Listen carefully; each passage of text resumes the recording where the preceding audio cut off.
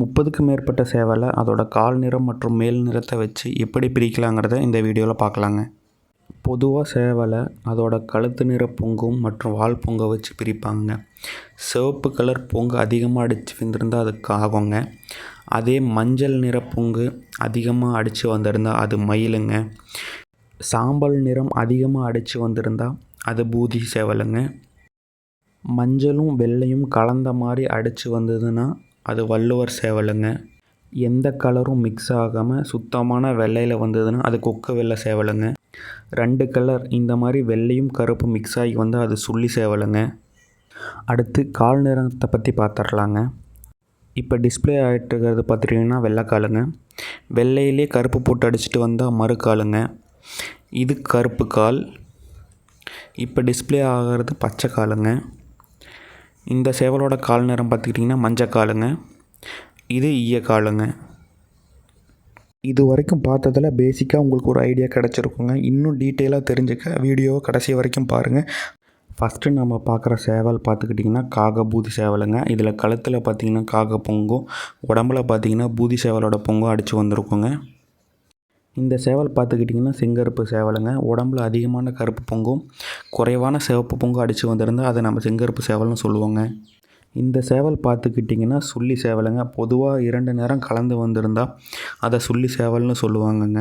இது tie black சேவலுங்க. பேருக்கு ஏற்ற மாதிரி கண்ணும் கருப்பாக இருக்கும், மூக்கும் கருப்பாக இருக்கும், இறகுகளும் கருப்பாக இருக்குங்க, காலும் கருப்பாக இருக்கும்.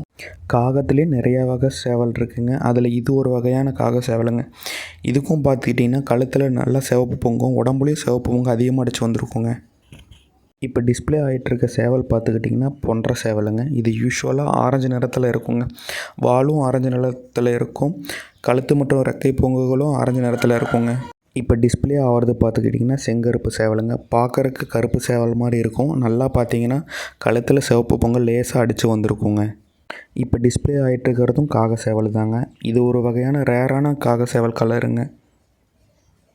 இப்போ டிஸ்பிளே ஆகிறது பார்த்துக்கிட்டிங்கன்னா சுத்த வெள்ளை சேவலுங்க. காலும் வெள்ளை நிறமாக இருக்கும், மூக்கும் வெள்ளை நிறமாக இருக்கும், உடல் பொங்குகளும் வெள்ளை நிறமாக இருக்குங்க. இந்த சேவல் பார்த்துக்கிட்டிங்கன்னா மயில் கருப்பு சேவலுங்க. மயில் சேவல்லேயே அதிகமான கருமை நிறம் வந்திருக்கங்காட்டி இதுக்கு அந்த பேருங்க. இது நீங்கள் பார்த்தோன்னே ஐடென்டிஃபை பண்ணியிருப்பீங்கங்க. மயில் பூதி, கழுத்தில் மயில் பொங்கும், உடம்புல பூதி பொங்கும் அடித்து வந்திருக்கு. இப்போ டிஸ்பிளே ஆகிட்டுருக்க சேவலை பொதுவாக மயில் காகம் அல்லது காக வள்ளுவர்னு சொல்லுவாங்கங்க.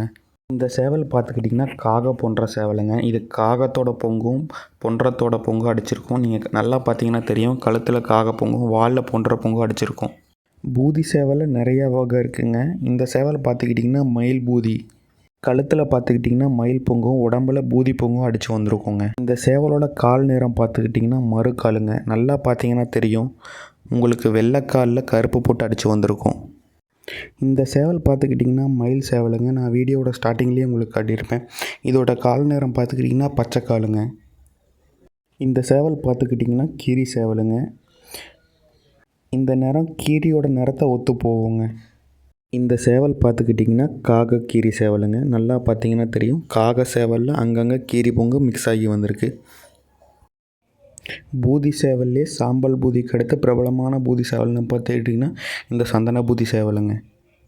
இந்த சேவல் பார்த்துக்கிட்டிங்கன்னா சுத்த கருப்பு சேவலுங்க. ஆனால் பார்க்குறக்கு டை பிளாக் மாதிரியே இருக்கும், ஆனால் இது டை பிளாக் இல்லைங்க.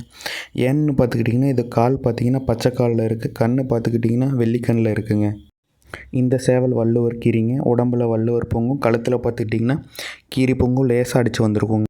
3க்கும் மேற்பட்ட கலர் உடம்புல அடித்து வந்திருந்தால் அதை சித்திரை புள்ளின்னு சொல்லுவாங்க. இந்த சேவல் பார்த்துக்கிட்டிங்கன்னா கழுத்தில் மயில் பொங்கும், காக பொங்கும் மற்றும் உடம்பில் பூதி பொங்கும் அடித்து வந்திருக்கு. இது காக சுள்ளி சேவலுங்க. கழுத்தில் பார்த்திங்கன்னா காக பொங்கும், உடம்புல அப்படியே அங்கங்கே டாட்டாக சுள்ளி மாதிரி இருக்குது பாருங்கள். இந்த சேவல் பார்த்துக்கிட்டிங்கன்னா மயில் பூதி சேவலுங்க. கழுத்தில் மயில் பொங்கும், உடம்புல பூதி பொங்கும் அடிச்சிருக்கு. இதோட கால் நிறம் பார்த்துக்கிட்டிங்கன்னா ஈயக்காலுங்க. இந்த சேவலை பார்த்தோன்னே கொஞ்சம் கெஸ் பண்ண முடியும்னு நினைக்கிறேங்க. மயில் கீரி, உடம்புல பார்த்திங்கன்னா மயில் பொங்கு கீரி பொங்கு அடித்து வந்திருக்கு. இதோட கால் பார்த்துக்கிட்டிங்கன்னா மறுக்கால். நல்லா பார்த்தீங்கன்னா உங்களுக்கு தெரியுங்க, வெள்ளைக்காலில் புள்ளி புள்ளியாக வந்திருக்கு. இந்த சேவல் பார்த்துக்கிட்டிங்கன்னா செங்கிரி சேவலுங்க. உடம்பு ஃபுல்லாக சிவப்பு நிறம் அதிகமாக அடித்து வந்திருக்குங்க கீரி சேவலில். இந்த மாதிரி சேவலை செங்கிரின்னு சொல்லுவாங்க. இந்த சேவல் பார்த்துக்கிட்டிங்கன்னா கருடா போன்றாங்க. இதை சில பேர் கருட பூதின்னு சொல்கிறாங்க. இந்த வீடியோவில் என்னால் முடிஞ்ச அளவுக்கு டீட்டெயிலாக எக்ஸ்பிளைன் பண்ணியிருக்கேங்க. இந்த வீடியோவில் சிறு சிறு தவறுகளும் இருக்கலாங்க.